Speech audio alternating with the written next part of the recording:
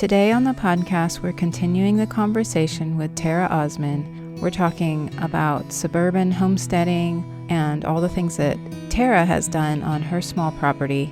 I hope this is an inspiration for some of you who think you can't get started until you have a certain size property. I really want you to listen to how all the things that she has done and how she continues to produce food from her small lot. The beginning of this episode is a little bit of the end of the last episode, so if you hear it and you think it's the same episode, it's not. I just added a little bit just to make sure it flowed well. So just don't be alarmed. Don't think that I have repeated the same episode twice. And this is a really good conversation, and I love hearing her perspective. I love hearing how she started, and I hope it encourages you and to pursue this lifestyle even if you have only a small space to do it. So here's part 2 of the conversation with Terra Osman, founder and CEO of Farmish.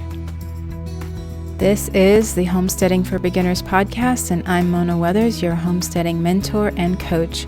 I'm here to encourage you to pursue your homesteading goals with the right mindset in a way that is healthy for you, your family, and your community. If you desire to establish a solid foundation for your homesteading journey, then you are in the right place.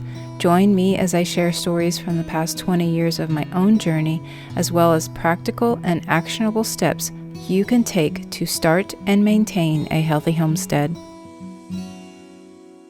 And so people can focus on homesteading, that It's another marketing channel for them without having to gamble on advertising. Or, constantly post on trying to sneak into Facebook groups to because you have available. Right. Because you can actually sell, there's no restrictions to sell actual animals like there is on Facebook. Right. So I don't know if everybody knows, but there was a time you could sell animals on Facebook, and then Facebook shut that down.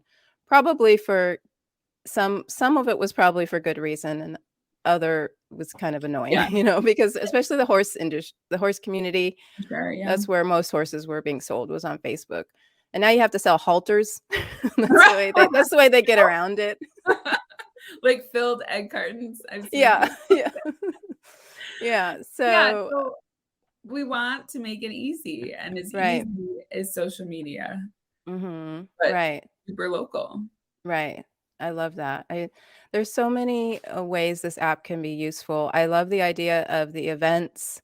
If you were to get into teaching events on your homestead, this would be like perfect for that. And like you said, with the farmers markets and stuff like that, letting people know.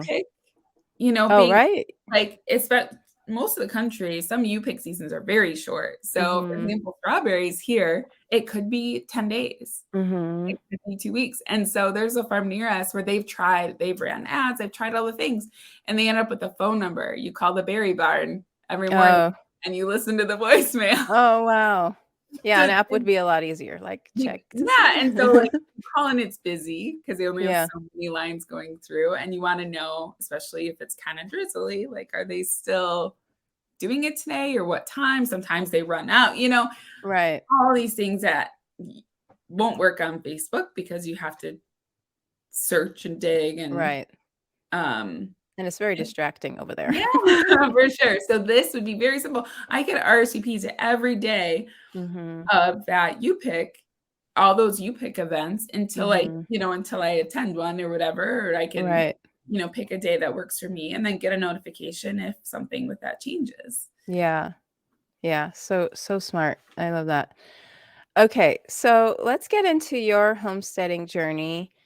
And you're a suburban homesteader. And this is also something I talk about on this podcast a lot, is like, don't start. You can start from wherever you are. Your mindset is what is the beginning, and your kitchen is also the beginning. You can start from your kitchen, but there's a lot you can do in smaller spaces as well. If you have, even if you have a balcony or a small backyard. So I'd love to hear what you do and, how you homestead in a suburban area. So we have a little under a third of an acre, including our house and driveway and front yard and all that.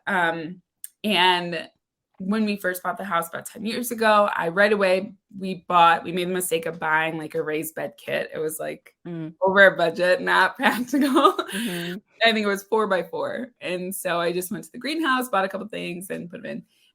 And since then we now have 8 different raised beds. 2 of them are 3x12 foot.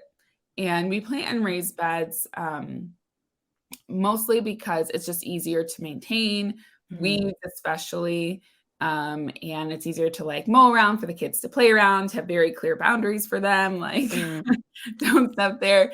But we grow thousands of pounds of food. We had a 10x10 block of corn the last few years that grew pretty well. I tap 2 maple trees in our yard. Oh, awesome. We have a silver maple and a Norway maple, and it gives us a couple. I think the most we got was 2 quarts probably, but we don't tap throughout the season. Do it like when it's convenient. Yeah. And we have a mulberry tree that is standing in the way of us building a garage, but I will not cut it down. Some mulberries, yeah. And it gives us about 20 pounds of fruit every year. Oh, wow. Whoever picks mulberries, it's effort. Yeah, go ahead, sorry. So it takes some effort, but all summer our boys have purple feet. They're picking berries, and they'll come. That's what I remember about mulberry trees is the messy part of the fruit coming off the tree. Because we had my in-laws had some mulberry trees on their property, and they're messy. And everyone's like, those are so messy. I'm like, we don't care. We're not being photographed for Better Homes and Gardens, Right. Yeah, exactly. And then in 2020, we did get pandemic chickens. So like so many people. Yep. So we have 5 chickens, and we'll probably we got them as pullets, which was really helpful for us to not have to go through the chick stage, and it meant we got eggs sooner. So I'm a big fan of that. If you have a small flock, to start with that. Yeah. I started canning actually in 2019. I just had my grandparents had always canned fruit, and cherries, especially black sweet cherries, grow really well where my grandparents lived. And so that was a core memory every year of eating those from the jar. And so I started canning because of that. I do like fancy jams and stuff. Well, then the pandemic hit, and I was like, I've got to can real food here. So we grew enough tomatoes and peppers and things to make a full year of pizza sauce. Oh, nice. Nice. Because we make pizza every week. So that was a fun accomplishment to make, to really, instead of trying to grow like 20 different things, to really focus on like, I'm going to can pizza sauce. Real quick, I wanted to let you know you can download and use Farmish for free on Apple or Android. It's available in the US and Canada. You can also visit the website getfarmish.com. Terra is offering a $10 off for the first month of the market membership for my listeners. So just use code MONA, MONA, and you'll get that $10 off for your first month. Links and details will also be in the show notes. I love that. Yeah. I mostly what I canned was like cucumbers, pickles, and jams and stuff like that. Yeah. But I do with this garden here, we're starting over and it's much smaller than what we had in California. I want to do a lot, hopefully, but just smaller space. Like I want to utilize my land. So I basically probably will be having the growing space you have, because we have 5.5 acres, but it's mostly woods. There's not a whole lot of space to actually grow, that has sun for a certain amount of time. So a lot of people think like they have to have acres of land. You do if you want large livestock. I mean, there's just that. You do have to have acres if you want to, especially if it's for food. A lot of people in different areas do have horses and things in small areas, but if it's for food, you do want to have acreage. You need to add that. But if you don't, you can grow so much food in such small areas. And I think people are starting to get understand that more and more with the way, you know, people are learning these days. But I know Mhm. there was a time, especially when I started about 20 something years ago. I think this is the 21st year. Um, it was just everybody thought you had to have land, and you immediately became a farmer, which is Yeah. why which is, I mean, that was the title you were given Yeah. when you had 2 acres of land with a couple of chickens, which is Mhm. why my Instagram handle is actually Farmer Mona. It's Oh, because somebody gave that name to me Farmer way Mona. back when. Yeah. I'm not technically a Awesome. farmer, but Yeah. I had to keep it. I've had it for like 10 years or something. So Mhm. um I haven't gotten rid of it. But yeah, I just love that. What advice would you give someone who might be wanting to start, but they feel like they just, they don't have the space, like, or they don't have the support or something like that? Mhm. What advice would you give someone? I think starting small and in your budget is most important, and Mhm. whether that's just a pot of lettuce and Mhm. that you Yeah. can get started with.